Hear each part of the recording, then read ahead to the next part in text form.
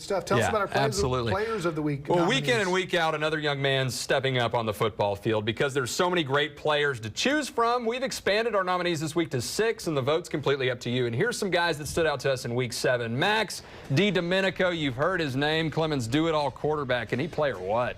In a win over New Braunfels Canyon on Friday night, Max went off. 144 yards passing, 220 yards rushing on just 11 attempts, and not 1, not 2, not 3, but 4 touchdown runs. He's a huge reason the Buffs are 5-1 on the season and a perfect 3-0 in 26 6A play.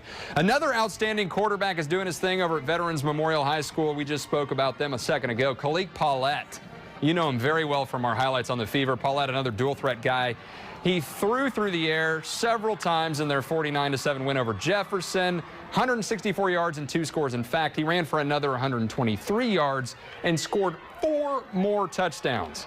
How's that for total offense?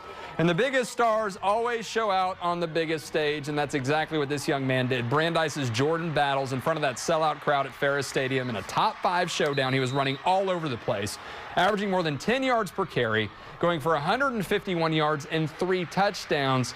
He also threw for another 53 yards, and those Brandeis Broncos staying undefeated, beating O'Connor 37-15, and they do take the driver's seat in District 28 6A. So who should be our John Wayne Service Company Player of the Week? We've got 6 nominees this time again. And in addition to DiDomenico, Battles, and Paulette, we have Bernie Champion's Tamari Jenkins, Judson's Amari A. Bailey, and Navarro's Ethan Thomas. Head on over to johnwayne.com to place your vote.